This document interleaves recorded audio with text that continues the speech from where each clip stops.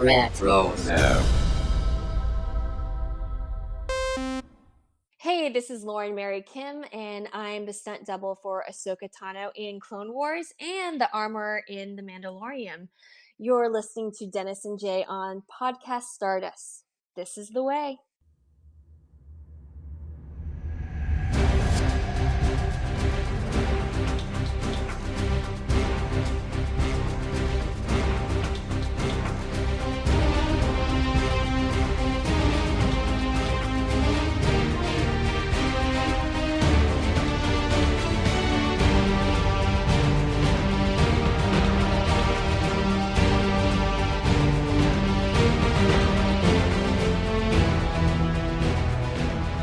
Welcome to Podcast Stardust. This is the fully armed and operational podcast dedicated to Star Wars news, reviews, and discussion. We are your remote clone farmers. I am Dennis Keithley. And I am Jay Krebs. And we are starting the week off with a discussion of another episode of the Clone Wars. More on that in a second. Jay, will you go ahead and remind everybody what our social media contacts are before we get started? Yes, and our transmitters are fully operational. We are on Facebook and Instagram at Podcast Stardust. All right. The dish is aligned. The signal is boosted to maximum output. The shield is down. We are now broadcasting to the galaxy. So we're going to be covering episode 10 from season 2 of the Clone Wars, which is called The Deserter. Before we get into discussion, Jay, you want to go ahead and give us the summary of this episode? Absolutely. After destroying General Grievous' starship, Obi-Wan Kenobi and his clone army pursue the Separatist general to the surface of Lawquane. They must stop him before he can find an active transmitter and escape the planet. During the pursuit, Captain Rex is shot by a Commando Droid. His injuries are non-life-threatening, but severe enough that he has to take shelter at a nearby farm while he recovers. While there, he meets Lawquane, a clone that has deserted the Grand Army of the Republic and started a family of his own. Although Rex doesn't approve of Cut's decision at first, he gains respect for him when they are forced to fight off Commando Droids that attack the farm. In the end, Grievous narrowly makes his escape, and Rex decides not to report Cut for desertion. Yeah. Okay. So what did you think about this episode overall? Okay, so this may come as a surprise to you, but this is one of my favorite episodes of Clone Wars ever. And I think a lot of it has to do with, I've made no surprise to anybody that I am a huge clone fan in terms of their personalities, their independence, the whole mythos, not only of the way that they are created, but also their rights as humans. And, bringing in, as we were, talking also about Legends very recently here, with things like the Karen Travis Republic Commando books. I loved those books so much. And so Cut's story for me, it just really hits home in so many ways. And I think that it probably did for a lot of other people too, because he reappears in the Bad Batch. And, there's obviously a story-driven reason for that. But I just love the way that the story was framed. I love what it gets into with the idea of what is family, what is duty, what does it mean to be a quote unquote good soldier. And not only that, but there's so many things about this episode that are absolutely gorgeous. I mean, just right off the bat, when they get to the ground on Lawquane and the fact that they're in the golden hour. And, it's twilight and it's just beautiful. So there's just so many little beats like that to this. And of course, the music is always amazing as well. Kevin Kiner always knocks it out of the park. But yeah, overall, love this episode so much. What's your take?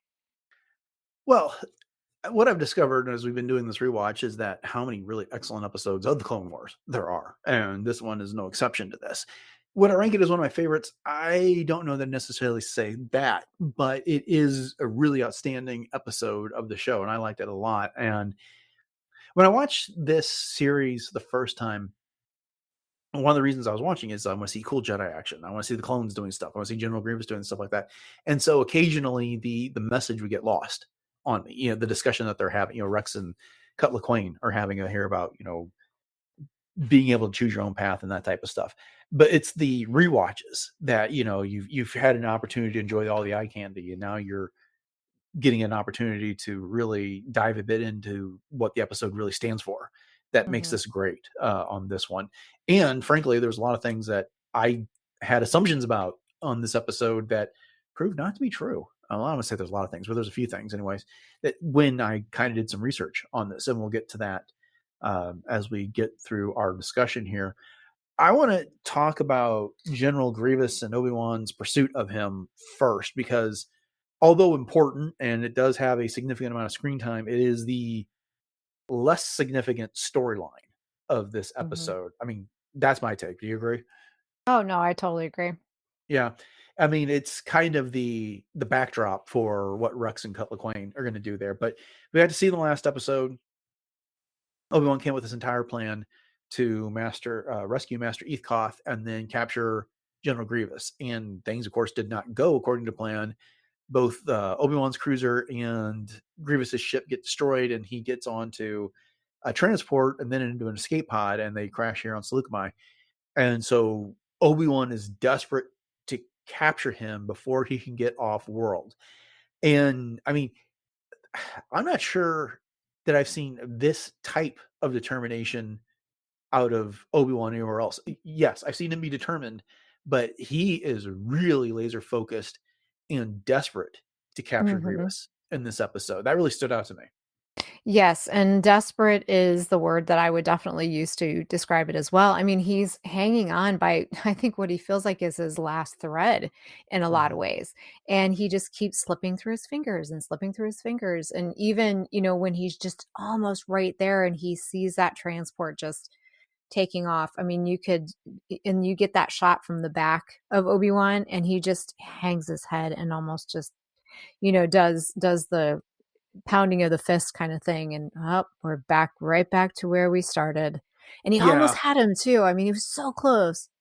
Yeah, the resignation in his voice is like, we're back where we started on this. And the thing is that what's also kind of sad is that he sincerely believes that capturing Grievous is going to put a speedy end to this war. And he's very wrong about that. He has no idea that, where things actually fall with this war, that, it takes capturing General Grievous. It would take defeating Count Dooku. But even if those things had happened inadvertently earlier in the war, you still have Darth Sidious in the background pushing all the buttons, who just would have promoted somebody else, who just would have found another way to keep this going. From, he is the Phantom Menace that would have kept propelling this war. But Obi-Wan, there's two faces of this war for the Separatists for Obi-Wan. One's Dooku, one's Grievous. And as far as he's concerned, they just had that conversation in the last episode, where Obi-Wan is chiding Grievous about this. It's like, what have you gained from all this? And Grievous is like, I'm in charge of the largest droid army that's ever been, and, most dangerous and lethal droid army that's ever been assembled. And Obi-Wan's like, yeah, but to what end? They've got no soul, no spirit, no real loyalty other than what they've been programmed with. And so, that's it. It's like, if I can get rid of this guy, then the droid army falls. And it's not that case, but he's the one that's been face to face with Grievous more than anybody. And so you could see why he's so determined. Did you get at all worried about him with that determination? Because, and that desperation to get Grievous, that, I mean, I trust Obi-Wan, but if this was Anakin, I mean, would you not have been a little concerned about this being, fuel for falling to the dark side? Right. Oh, yeah, for sure. And, again, that desperation that's there. And I think for Obi-Wan too, he is under the impression that, as you said, taking out Grievous and taking out these other major players are the things that are going to be the downfall. But I also don't think that he's under the delusion that it's just going to automatically just magically stop the war. But these are big chess pieces. And I feel like he thinks that he's got a major responsibility because everyone else is looking to him as well. They're counting on him to be able to do this. And he's the master that's should be able to take this, this cybernetic general down.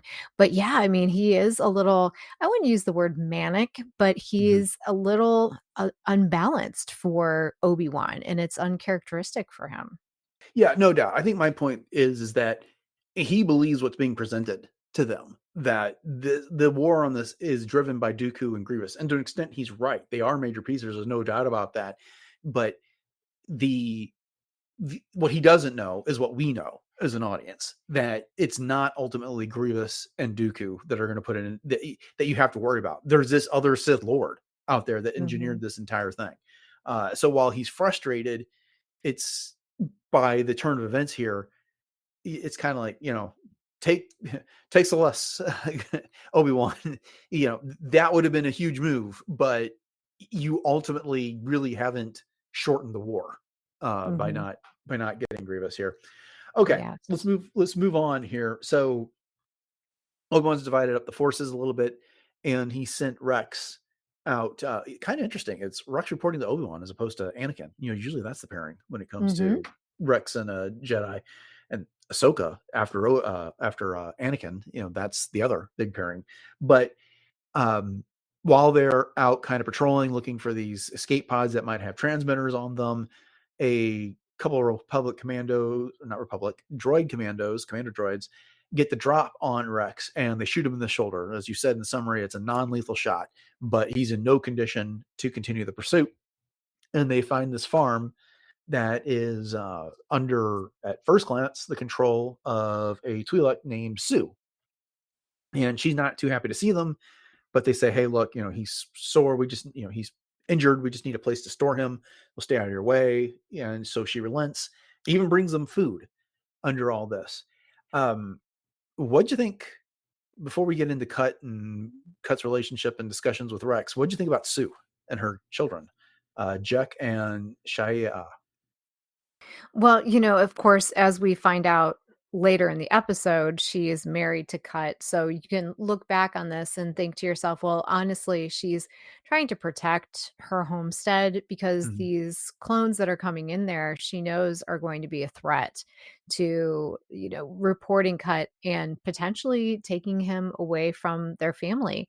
But Mhm. I think there's also a part of her, and even Cut says this later, when people need help, we're going to help them no matter what. That's who we are.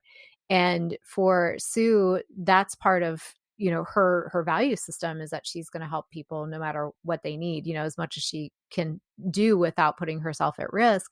And then also because I think that there's still maybe a little bit of a compassion for clones in general, just because Cut was one. And of course, she knows his entire backstory and what he went through. And so I'm sure that she feels a little empathy or sympathy, at least, Mhm. for, them, even just for what they stand for, and wants to be able to reach out and help them. See, my thing was a little different on this. It's like trouble shows up at her door and she's Mhm. got a duty to her children there. And so, she greets them with a rifle at the front. She's pointing a rifle at them. And, it's like, I can't remember exactly what she says, but she's not particularly happy to see them. But it's only after the clones plead for a little bit of assistance. It's like, he's injured, we're not trying to bring the fight here, yada, yada, yada. And so she agrees that, they can go use the barn. And I don't think she realized the trouble that Cut was going to be in if they discovered him there. Mm. Um, until so now at the end of the episode, she's asking Rex if he's going to turn Cut in, and I think it's clear to her at that point. But they've been removed enough from the war that I'm not sure this was initially apparent to her that this was going to be a problem, and maybe she wouldn't been quite as welcoming in that regard. She maybe have given them some food and sent them on their way. Mhm. But again, they needed help, and so she was willing to do so. But I don't think she quite understood and this is not to call her naive or less intelligent. It's just not been a part of her existence, her part of her life. Yes, she's married Sure. to a clone, but I just don't think this may not have been something they ever talked about, Mhm. if these clones would have ever shown up at their Yeah, and doorstep. I think that's fair too, because maybe Mhm. Cut didn't tell her that being reported as a deserter was a possibility, because maybe he didn't wanna worry her as well. I Mhm. hadn't thought of that. Okay, so she's married to a clone, Lawquane. I think that's great that he took a last name. I have no idea where it came from, but that's awesome. And they have children. Up until the viewing today, I always assumed that that was their biological children, that it was Cut Mhm. and Sue's. But I was reading through the episode guide, And it specifically says this is Cut's adopted family. And when I went to verify that on Wikipedia, they said that these are adopted children. Now, they could have been Sue's natural children, but they are not Cut's natural children. And I guess that surprised me because I can't recall an explicit line that addresses that in the show. And, the daughter, Shia, has got that patchy skin coloring that looks like it's a blend between like a blue Twi'lek's pigment and a clone's pigment on Right. it. And then Jack has got a face that looks like it's something between a clone and a Twi'lek. And they Right. both have the Laku on there. So that surprised me today. I mean, did you know that before today, or what was your impression? No, I had no idea that they were supposedly adopted. I also Mhm. assumed that they were Cut's natural children because Jack does look like Cut in the face. And Mhm. I often think to myself, I wonder, as he grows older, what kind of implications that has for him, as a young man going out into the universe kind of thing. But I did not think that they were adopted.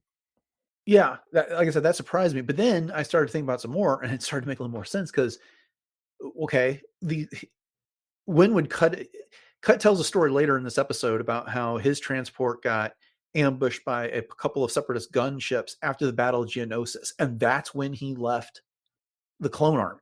Well, that would only have been Mhm. like at most a year ago. So Mhm. he wouldn't have had time to meet and marry Sue and have two children of this age. So That's true. I guess that would have been that's a clue that we should have picked up on there, or maybe they produced this episode and then thought about that later. That would not have been the first time something like that happened. Um, Or but maybe the growth hormone happened to translate and I'm his children were speedily matured. right. Yeah. Well, speedily conceived, speedily brought to term, born, Right. and then all in the space of Yeah, one I year. hadn't thought of that. That's a good point. Yeah, and the other thing I was gonna, because I was already set to have this conversation is like, well, why is it that these human Twi'lek hybrids look like Twi'leks, but then Jason Syndulla looks like a human with green hair? But Mhm. it's a non-issue.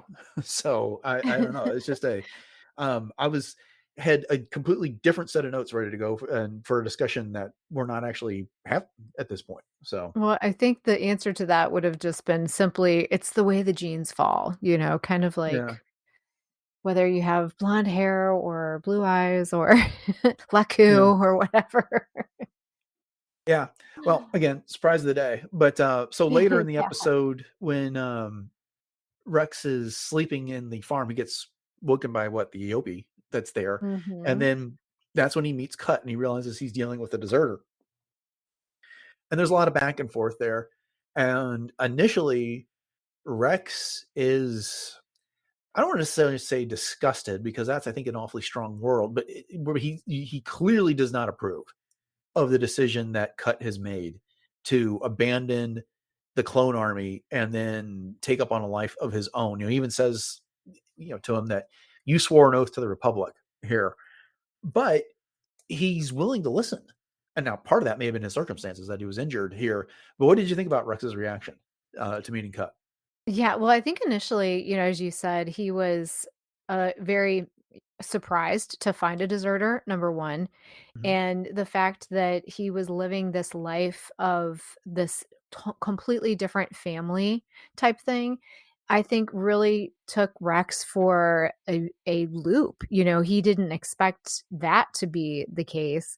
And so I think though once he started to soften a little bit to Cut, he realized, because when Cut asked Rex, well, who are you? What's your number? And he said, well, I'm Rex. I have a name as well.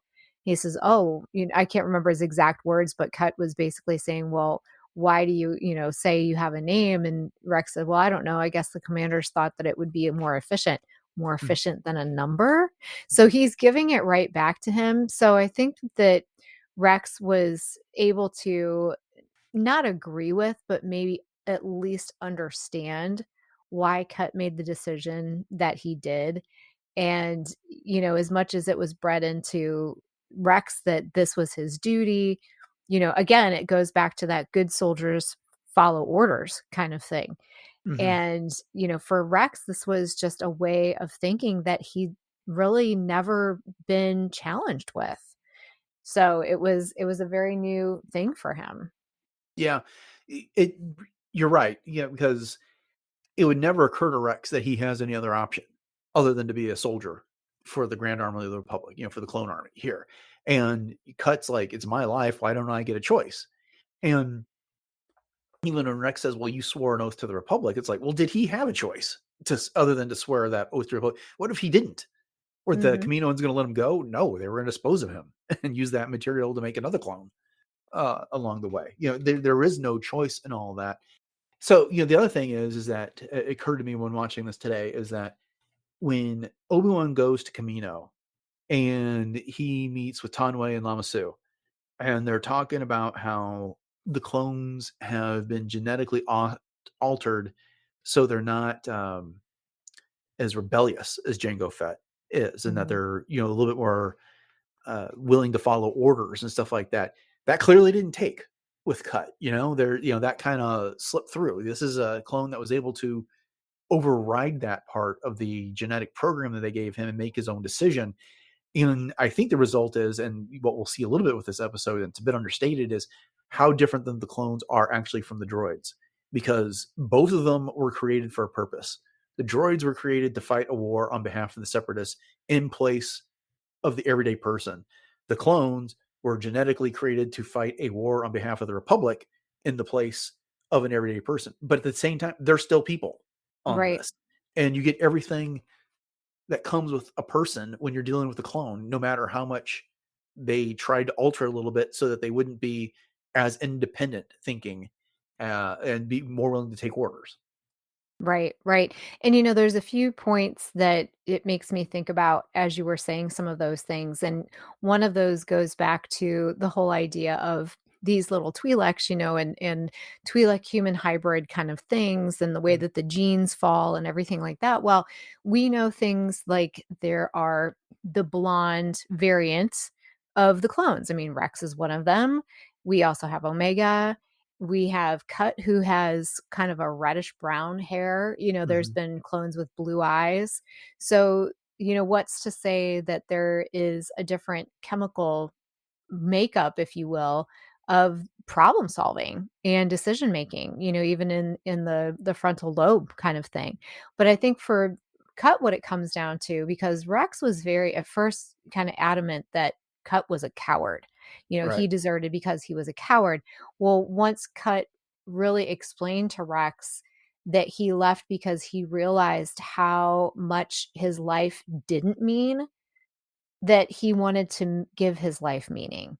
And so that kind of flipped the switch for Rex, I think, a little bit too, to be able to see that. And that's what I was meaning about, having that little bit of a softer spot for him after understanding his story. Mhm. And, it still comes down to the fact that, as you said, clones are people, they are humans, they are biological beings. And one more observation, just really quickly, too, when you're just talking about Django, and Django says, I'm just a simple man trying to make his way in the universe. Cut says a very similar line about farming and living his life there on Salakamai, which I thought was Mhm. a very, very smart little nod to that.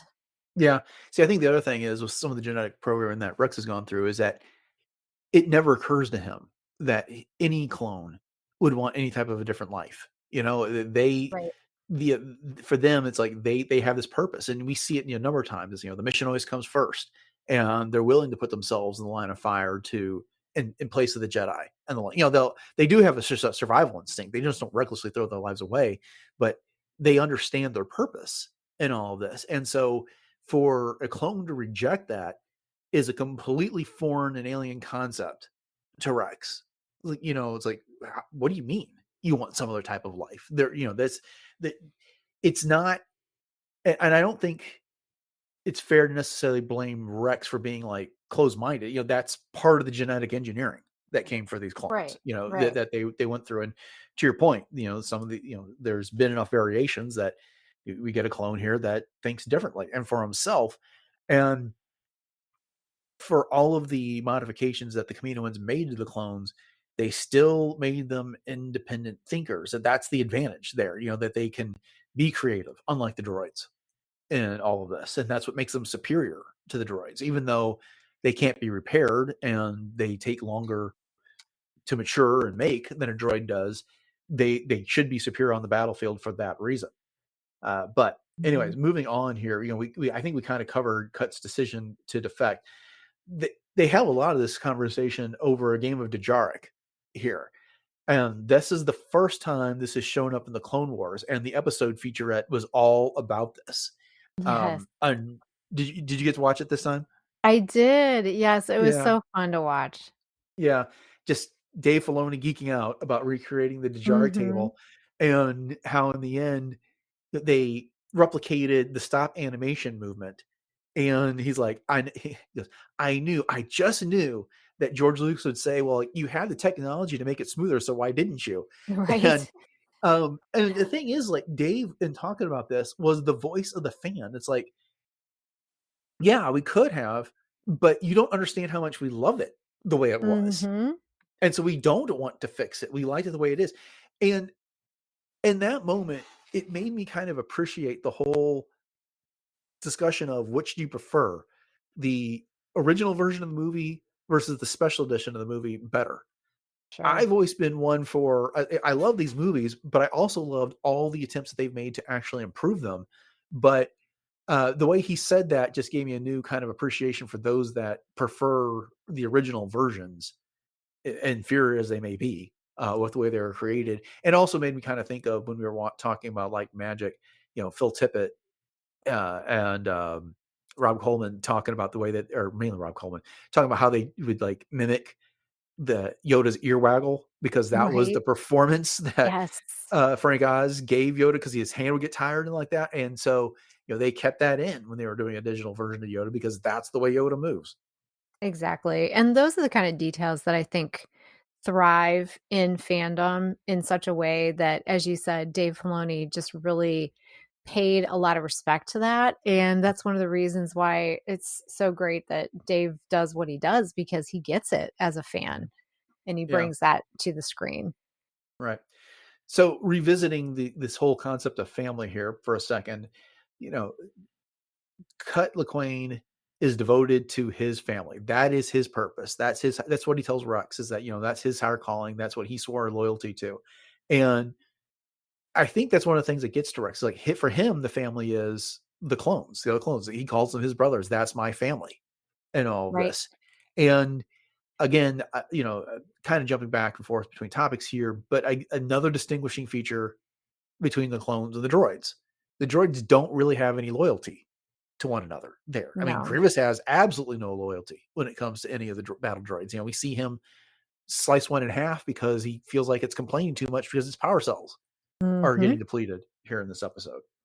Yes, which was very well placed humor once again. But yeah, it's that, like you said, it's what does it mean to be family? What does it mean to be, to have fatherhood even? I mean, you think about even the idea of Jango Fett being the quote unquote father to all of the clones. And what does that mean to the clones? Right. So they're having this conversation over dinner and Jarek, and the kids ask if they can go out and play. And Cut tells them only for a few minutes, stay where you can see the house. I love this. This is like, what parent has not told their kids something exactly like this when they want to go outside and play at dark. And so they're throwing a ball around, and then it lands inside of an escape pod from that transport that the Separatists had. And when they go in there, Jek and Shia go in there, it's full of Commando Droids. And they start to activate. And Jek is like, this is not my fault. You did this. And they immediately start running away. I really like this action scene. Again, I don't want to beat a dead horse here, but again, it kind of demonstrates the difference between clones and droids, all of this. And I couldn't find anything talking about this, but I really kind of got like a zombie vibe. Yes. From the way the battle droids attacked the farm. Absolutely 100%. And I was going to bring that up if you didn't, Mhm. because I thought it was very obvious that this was a zombie effect on this. And I think that that wasn't by accident either, because, it's kind of emphasizing the idea of the former self kind of Mhm. thing, and what happens when you're quote unquote reprogrammed. But in this case, it's in a very, creepy kind of way. But I love how Right. they took them out. Yeah, because these commando droids were not acting like the commando droids we're used to, like No, very, they were sparking and right. Yeah, when they activated, glitchy. one's head fell off, it was Right. just they were clearly Mhm. damaged in the fall, and so now they were just carrying out their programming, slavishly carrying out their programming to the letter. And, there was the scene where I can't remember if it was Cut or Rex, they're watching the front door, and then all of a sudden, like, the droid comes to the window and wraps an arm around it. It's like pure horror type of moment that you could see Oh, happening in a yeah. horror film somewhere, but, I thought that was a nice Well, touch. and did you notice too that right before one of those little jump scares would happen, you would hear almost like a click, click, click, click, click, click, click, kind of Oh, a no, I thing, did like a not. clicker sound? Oh, okay. And I thought, "Okay, that's borrowing from, a lot of other zombie kind of, genre Mhm. scenes from other places." Right. So they fight off the commando droids, and Rex is now healed up enough. He contacts Obi-Wan Kenobi and says he's going to meet up with them. And Obi-Wan reports that Grievous got away, and so Rex is making his goodbyes. And he turns to Cut and says, "You're still a deserter, but you're not a coward." And so you can see that he's clearly developed some respect for Cut in that moment.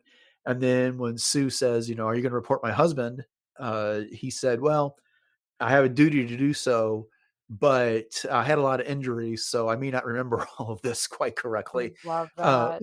which was which was a neat moment there. It's you know, uh, I- it's quite the compromise, I think, for Rex, for someone who is so duty driven to come up with a way to avoid turning Cut in. But what was your take on that?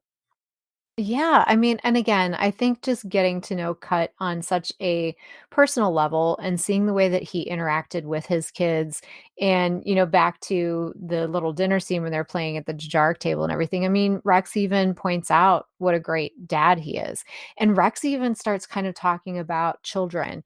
And, Cut asks him, well, what, do you think you might want children? I can't remember how he phrased it, but it was just Rex saying, "Well, whether they're my children or someone else's," and then he went Right. on with the conversation. So, I think that even though Rex is definitely very duty driven, I mean, he's definitely not learned from any strangers that, you can sometimes follow orders from a certain point of view. I mean, look who his main commander is, and Anakin, and then seeing Ahsoka, not always following orders to the letter kind of thing as well.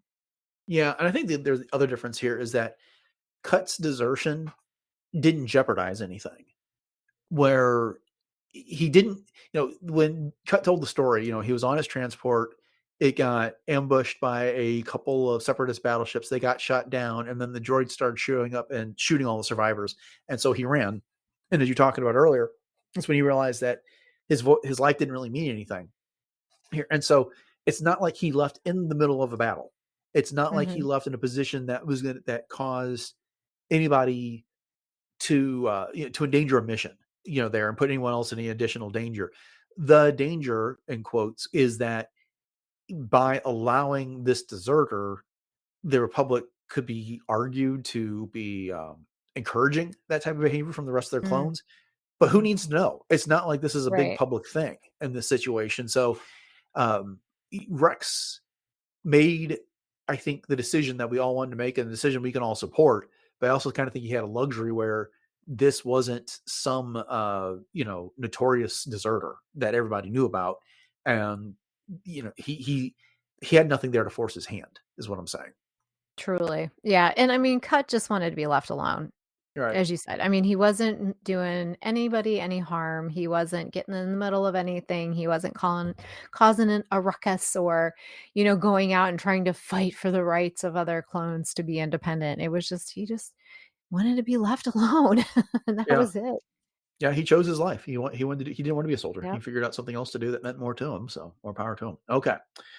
Well, then, I think that'll do it for our discussion of The Deserter, which is episode 10 from season 2 of the Clone Wars. We thank you all for joining us for it. We hope you enjoyed it. And if you did, please consider subscribing to the podcast. If you haven't done so already, you can do that. You know how to do that. You're listening to a podcast now. It's easy to find those buttons on your podcast of choice.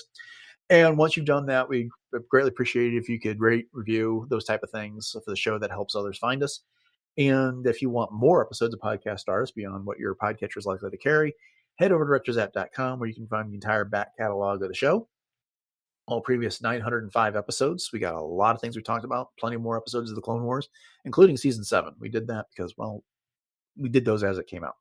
But with that having been said, Jay, you want to remind everybody where else we can be found online and across the internet? Sure. And we definitely do not want to be left alone. We want lots and lots of attention on Facebook and Instagram at Podcast Stardust. And you can always check out our Pinterest boards for all things Star Wars related. And we would love it if you would interact with us on our YouTube outlets as well. So we have our traditional YouTube as well as YouTube Music, which does carry our back catalog of shows and also supports ratings, reviews, and interactions. So please let us know what you thought of this show or any others. And the links for that is in our show notes. And you can also find those just by going to YouTube Music. We're also on Spotify, Audible, and literally everywhere else that you can find podcasts. And we also have a TeePublic store, and there's a link to that in our show notes as well. So we have 7 different show logo designs available for everything Podcast Stardust, on things from coffee mugs to even baby onesies and tote bags and the like. So once again, hit up that link in our show notes. All right. I want to remind everybody where they can find what you're doing on cosplay. Absolutely. So you can always find me on my Instagram, which is at j.snipscosplay. And speaking of Clone Wars, Ahsoka, you can find me as seasons 3 through 6 version of Ahsoka, as well as 2 different versions of Hera, both animated and real live action as well. The Fourth Sister Inquisitor, as well as my original concept Mandalorian based on Tahiri Vela, and some other fun things as well. So once again, that's at j.snipscosplay. All right, upcoming on the show on Wednesday, we're going to be looking at some Star Wars comics from Marvel with a discussion of Inquisitors. And then on Friday, the plan is to wrap up the week with a look at recent Star Wars news. That's assuming there is any. If not, we'll pivot to something else. So stay tuned and find out what's going on.